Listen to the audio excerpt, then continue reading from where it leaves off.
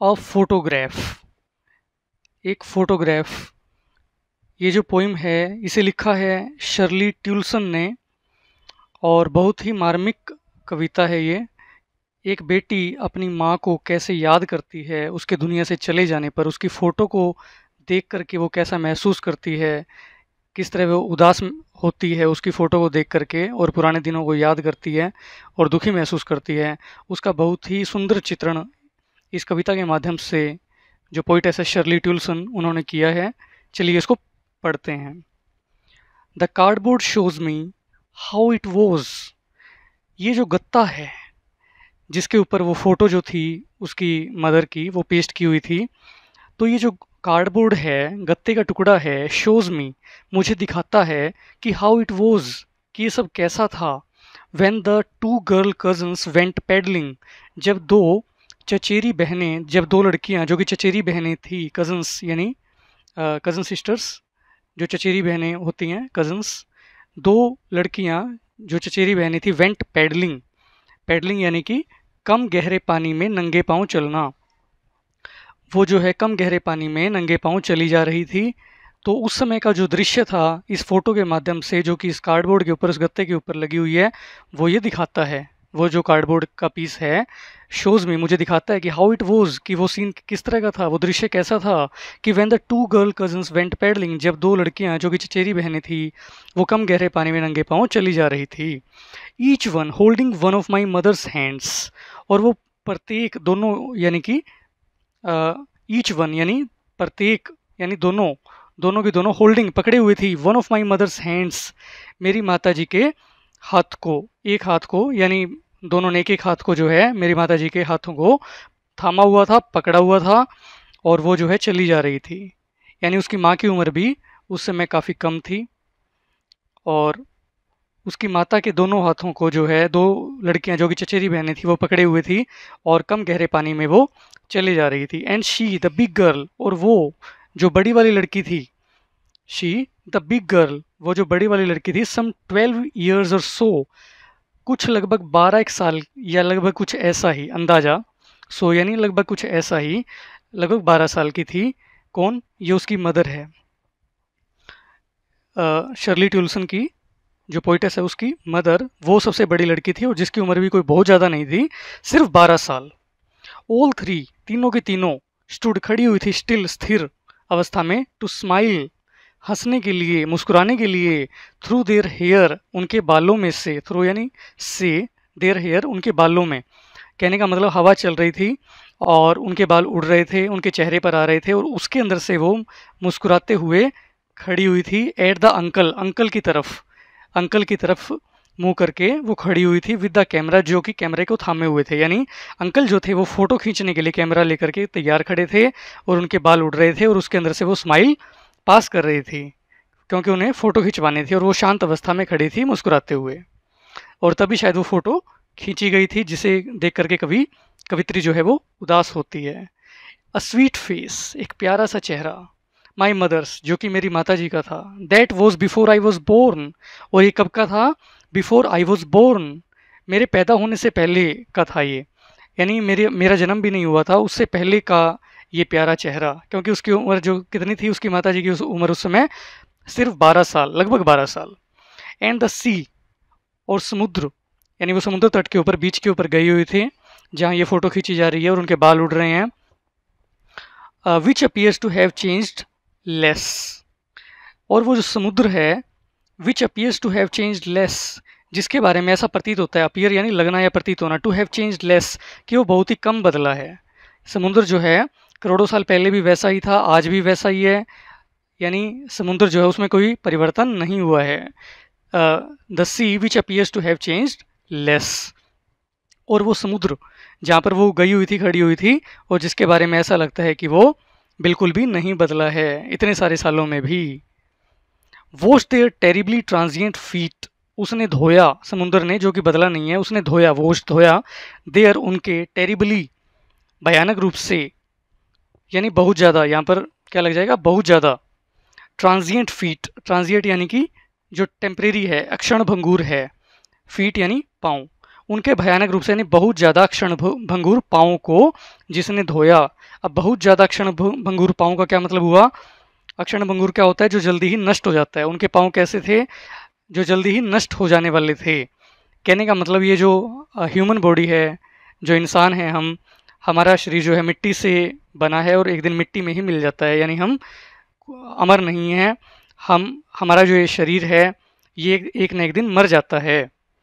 तो इसी अ, इसी को उसने जो है ट्रांजिएंट फीट बोला है कि हम जो हैं सभी मरने के लिए ही पैदा हुए हैं और हमारा जो शरीर है वो क्या है? टेरिबली ट्रांजिएंट है।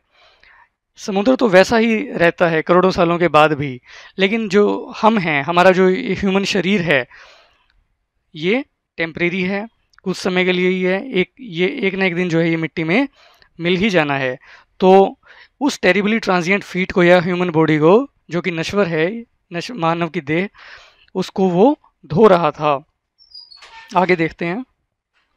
सम 20-30 ईयर्स लेटर, कुछ 20 या 30 सालों के बाद, यानी उस समय उसकी माँ की उम्र क्या थी? लगभग 12 साल पहले जब वो फ़ोटो खींची गई थी, जिसको वो देख रही है पोइटेस, तो उसके भी कितने 20 या 30 सालों के बाद लगभग, यानी जब उसकी माँ की उम्र लगभग 32 से 42 के बीच में रही होगी।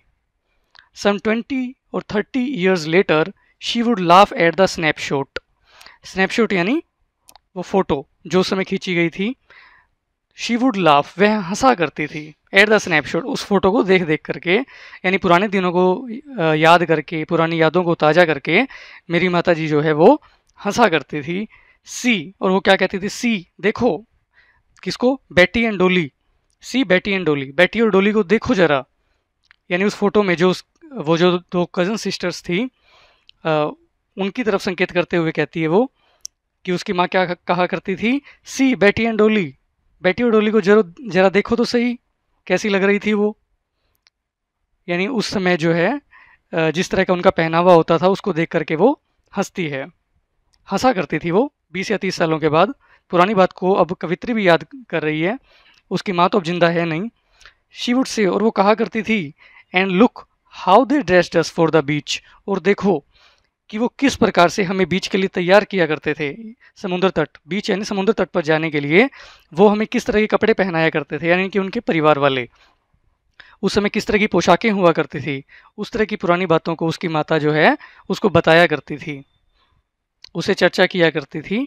लगभग 20 या 30 सालों के बाद की बात है, वो जो फ़ोटो खींची गई थी उसके भी, जब उसकी माता जिंदा होती थी उस समय, और वो पुरानी बातों को याद करती थी।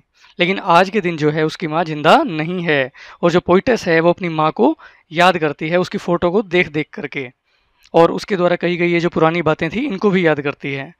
द सी हॉलीडे, वो जो समुद्र तट पर बिताई हुई छुट्टियाँ थी, वॉज हर पास्ट, ये उसके लिए क्या था? भूतकाल की बात थी, यानी गुजरा हुआ समय था उसकी माँ के लिए, जब वो सिर्फ 12 साल की थी और समुद्र तट पर जो है छुट्टियाँ बिताने के लिए गई थी। माइन इज़ हर लाफ्टर, और मेरे लिए उसकी हंसी जो है ये पुरानी बात हो गई है। माइन इज़ हर लाफ्टर, और मेरे लिए जो है उसका जो हंसना है, उसका जो लाफ्टर है, यानी उसकी माँ का, वो पास्ट हो गया है, भूतकाल की बात, बीते समय की बात हो गई है, यानी कि अब वो जिंदा नहीं है। बोथ यानी हम दोनों, बोथ यानी दोनों है, यानी हम दोनों, rise with the laboured ease of loss, both rise with the laboured ease of loss, हम दोनों ही, लॉस हुआ है हम दोनों का। लॉस किस चीज़ का हुआ, यानी नुकसान किस चीज़ का हुआ है, हमें किस चीज़ का गम है या दुख है, या नुकसान हमारा क्या हुआ है। मेरी माँ के लिए तो ये नुकसान था कि जब वो पुरानी बातों को याद करती है, अपने बचपन के दिनों को याद करती है, हंसती है उस पुराने समय को याद करते हुए, उस फोटो को देख करके, तो वो उसका बचपन का समय बीत चुका है, ये उसके लिए दुख की बात थी। लेकिन मेरे लिए दुख की बात क्या है कि मेरी जो माता जी हैं वो जा चुकी हैं। माइन इज़ हर लाफ्टर, उनकी हंसी मेरे लिए बीते समय की बात थी, तो यही मेरे लिए दुख था। यानी माँ के लिए बीता हुआ समय दुख था, और मेरे लिए मेरी माँ का चले जाना यही सबसे बड़ा दुख था। और हम दोनों उस दुख से, ऑफ लॉस, यानी हम दोनों उस दुख से विद अ लेबर्ड ईज, यानी प्रयास से प्राप्त राहत या चैन, ईज यानी हमें जो राहत या चैन, ईज आसानी, यानी राहत या चैन जो प्राप्त होती है, यानी दुख से उबरने के लिए उसको भूलने के प्रयास जो हम करते हैं।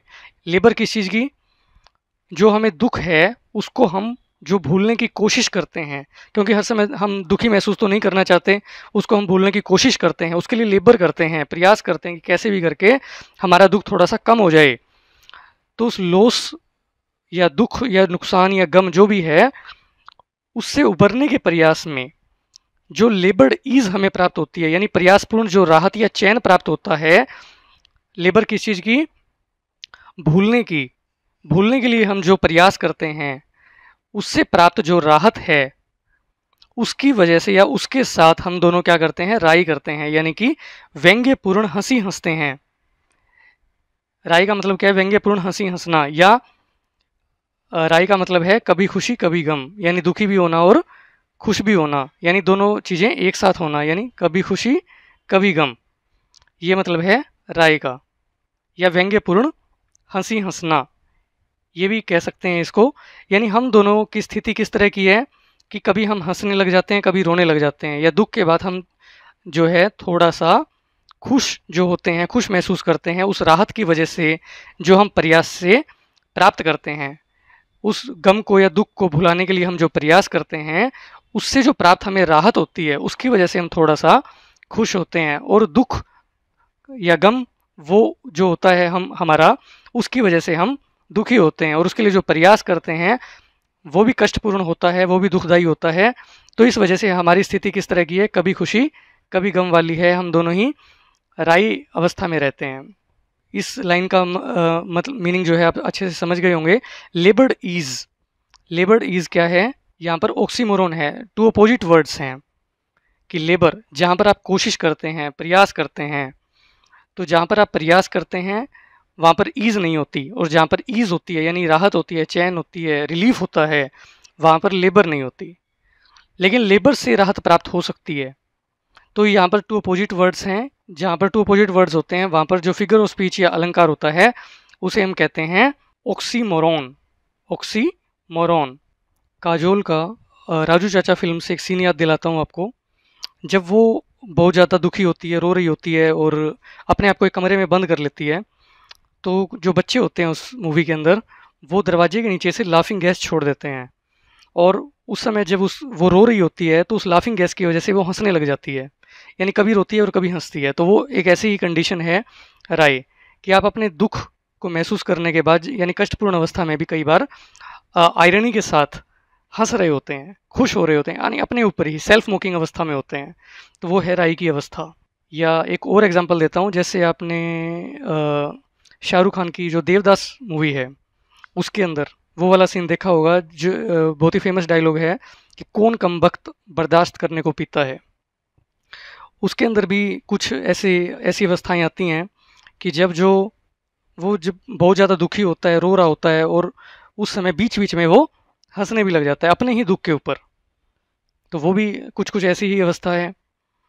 या संदीप माहेश्वरी का एक बार एक वीडियो देखा था मैंने, उसके अंदर वो बता रहे थे कि उनका 2 लाख का नुकसान हो जाता है, कोई उनको चूना लगा देता है, धोखा दे देता है, और वो फिर भी रात को अपने घर जब लौटते हैं तो डांस करने लग जाते हैं, खुशी के मारे झूमने लग जाते हैं, क्योंकि अब उन्हें जो है सबक मिल गया। उससे भी वो जो नुकसान हुआ 2 लाख का, वो उनके लिए बड़ी बात नहीं थी, बल्कि उससे जो उन्होंने शिक्षा ली, जो सबक लिया, वो बड़ी बात थी। इसलिए वो खुशी मनाते हैं उस चीज़ के लिए भी, यानी दुख में भी खुश होते हैं। तो कुछ ऐसी ही अवस्था होती है जिसमें मिक्स्ड फीलिंग्स होती हैं। तो ऐसी अवस्था है राई की अवस्था। तो हमारी ऐसी ही हालत है दोनों की, माँ बेटी की। माँ की तो तब जब वो जिंदा थी, और मेरी अब अपनी माँ को याद करते हुए, कि हम दोनों ही जो हैं अपने नुकसान को प्रयासपूर्ण ढंग से जो है भुलाने की कोशिश करते हैं, और उसकी वजह से जो प्रयास होता है हमारा, उसकी वजह से हमें जो थोड़ी सी राहत मिलती है, यानी लेबर से जो ईज़ मिलती है, नुकसान से जो हमारा नुकसान हुआ उसकी वजह से उसको भुलाने के लिए हमने जो प्रयास किया, उस प्रयास की वजह से जो हमें थोड़ी सी राहत मिलती है, तो उससे हमारी अवस्था किस तरह की होती है, राई की अवस्था होती है, यानी कभी खुशी कभी गम, इस तरह की अवस्था होती है। कभी हम जो है अच्छा महसूस करते हैं और कभी थोड़ा सा बुरा महसूस करते हैं, मिक्स्ड फीलिंग्स रहती हैं। आगे देखते हैं। Now she has been dead nearly as many years as that girl lived.